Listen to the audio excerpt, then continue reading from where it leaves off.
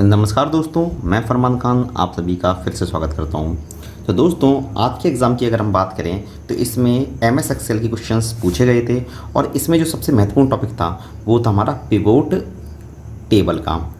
तो मैंने सोचा कि आज एक छोटी सी वीडियो बना दी जाए जिसमें मैं पिवोट टेबल को आपको डिस्कस कर देता हूँ, जिससे अगर कल के एग्ज़ाम में अगर क्वेश्चंस आएँ तो आप आसानी से बना सकें।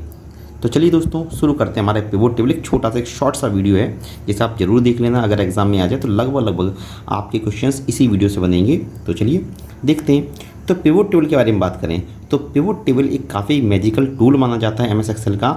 लेकिन सबसे पहले आता है इन्वेंटर। इसके क्या पूछे जाते हैं? इन्वेंटर पूछे जाते हैं। तो जब भी इन्वेंटर पूछे जाएँ आप लगाओगे पीटो सेलॉस। तो इसके आविष्कारक कौन है? पीटो सेलॉस हैं, जिन्होंने इसका आविष्कार 1986 में किया था। याद रखिएगा कि आपकी पिवोट टेबल के आविष्कारक कौन है? पीटो सेलॉस। तो अब यहाँ पर हम बात करेंगे कि एमएस एक्सेल में इसका यूज़ क्या है। किसके बारे में बात करेंगे कि एमएस एक्सेल में इसका यूज़ क्या है। तो सबसे पहले एमएस एक्सेल में अगर हम देखें, कहाँ देखें? एमएस एक्सेल में। तो एमएस एक्सेल में ये चीज़ मिलती कहाँ पर है? तो सबसे पहले ये चीज़ मिलती है हमें इंसर्ट टैब में। कहाँ मिलेगी? इंसर्ट टैब में। इंसर्ट टैब से हम जाएंगे टेबल ग्रुप में। कहाँ जाएंगे? टेबल ग्रुप में। और टेबल ग्रुप के अंदर हमें मिलती है कमांड कौन सी?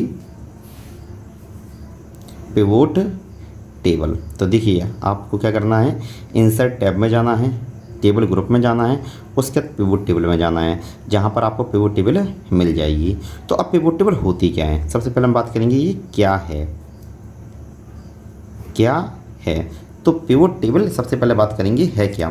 तो पिवोट टेबल एक काफ़ी मैजिकल टूल है। तो हम क्या देखें, देख लीजिए। एक ऐसी कमांड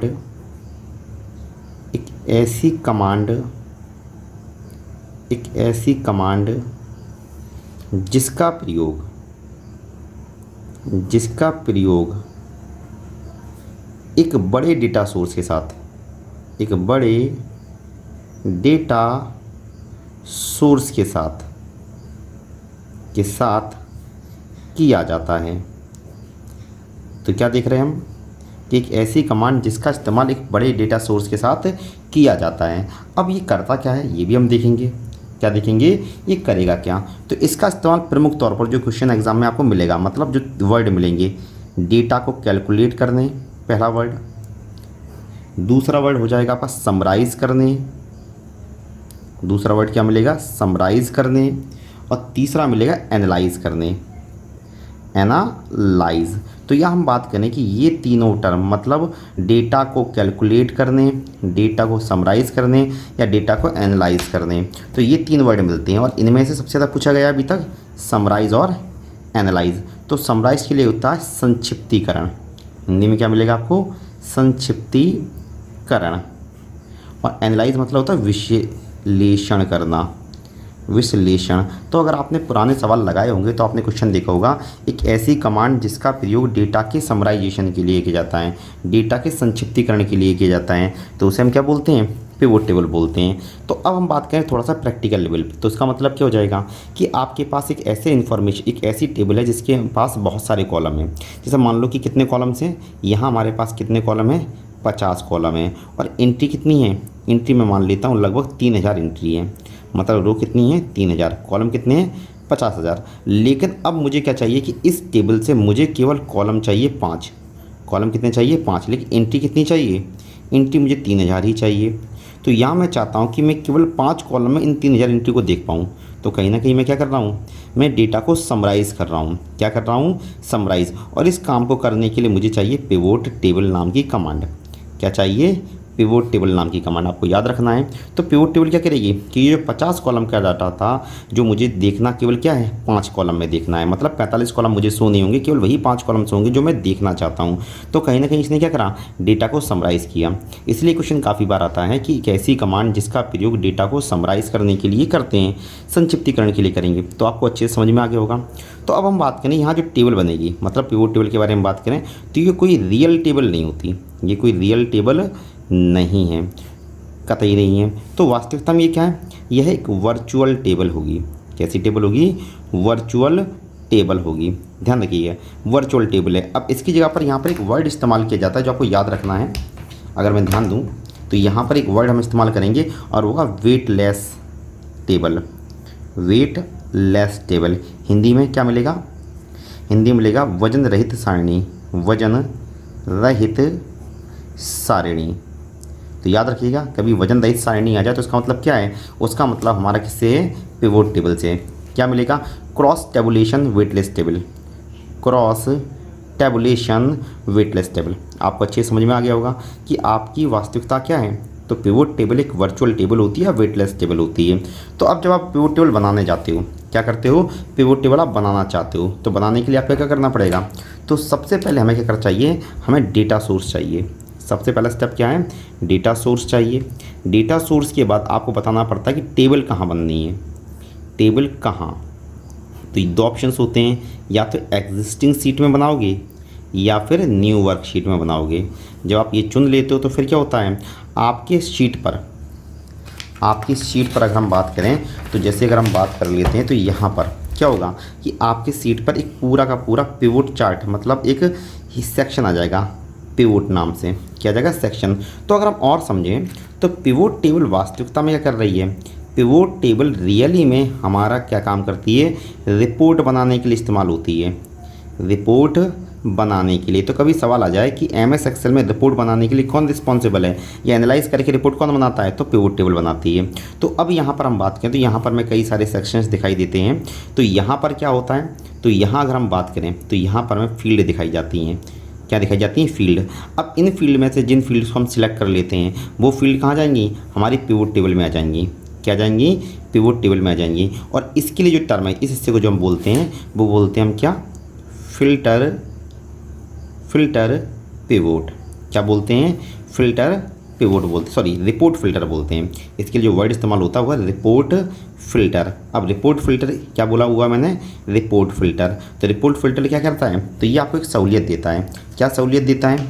कि भाई आपको रिपोर्ट फिल्टर के बारे में बात करें तो मल्टीपल फील्ड को चुनने की। तो भाई यहाँ पर जितनी भी आपके कॉलम्स हैं सारे कॉलम्स यहाँ पर शो होंगे और जो जो कॉलम्स चाहिए उसके आगे हम टिक लगा देते हैं। तो यहाँ पर क्या है? रिपोर्ट फिल्टर अगर आप देख रहे हो, रिपोर्ट फिल्टर जो आप देख रहे हो ये क्या करता है? मल्टीपल फील्ड चुनने की अनुमति देता है और जो भी फील्ड आपने चुनी होगी यहाँ पर उसका डाटा आपको शो होगा एज अ रिपोर्ट के फॉर्म में। ये चीज़ आपको समझ में आ रही होगी। तो हमने क्या देखा कि जैसे हम पिवोट टेबल बनाएंगे तो यहाँ पर एक सेक्शन बन जाएगा और यहाँ पर ये जो हिस्सा होता है जहाँ पर कॉलम्स के नाम आते हैं, यहाँ पर क्या आते हैं? कॉलम्स के नाम। इसे बोलते हैं हम क्या?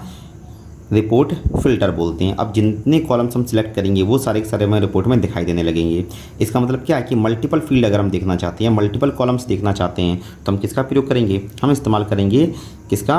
रिपोर्ट फिल्टर का इस्तेमाल करेंगे। अब यहाँ पर हमें फिल्टर ऑप्शंस आता है, शॉर्ट ऑप्शन आता है, वैल्यू ऑप्शन आता है, रो ऑप्शन आता है।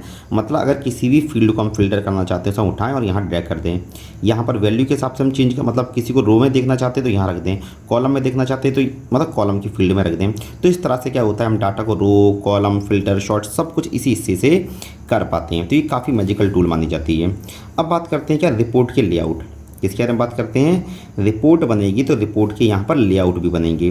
तो सबसे पहले बात की जाए कि रिपोर्ट लेआउट जो होते हैं, क्या बात करें? रिपोर्ट के जो लेआउट हैं वो हम बदलते कहाँ से हैं या होते कौन कौन से हैं? तो पहली बात की जाए कि रिपोर्ट के लेआउट के डिज़ाइन यहाँ 3 प्रकार के होते हैं। तो पहला होता कॉम्पैक्ट, दूसरा होता टैब्यूलर और तीसरा होता आउटलाइन। तो ये दोनों तो एक जैसे ही दिखाई देते हैं, ये दोनों एक जैसे दिखाई देते हैं और ये थोड़ा सा अलग होता है। मतलब यहाँ पर इन्फॉर्मेशन शॉर्ट में दिखाई जाती है। मतलब हर एक फील्ड के लिए एक अलग कॉलम नहीं होता। मतलब प्रत्येक फील्ड के लिए अलग कॉलम नहीं। और यहाँ इन दोनों में प्रत्येक फील्ड के लिए अलग कॉलम होता है। ठीक है, बस ये चीज़ आपको याद रखनी है कि ये दोनों साथ में दिखाई देंगे। अगर लेआउट हम चेंज करना चाहते हैं तो कहाँ से करेंगे? क्या होगा? कहाँ से करेंगे? तो ये भी बता देता हूँ कि जैसे ही आप पिवोट टेबल बनाओगे, जैसे आपने क्या करा? पिवोट टेबल बनाया, तो पिवोट टेबल बनाते साथ ही आप क्या देखोगे कि आपका एक नया टैब आ जाएगा जिसे हम बोलते हैं डिज़ाइन टैब। क्या जाएगा? डिज़ाइन टैब इंट्रोड्यूस हो जाएगा जिसे हम बोलते हैं डिज़ाइन टैब या कॉन्टेक्सचुअल टैब।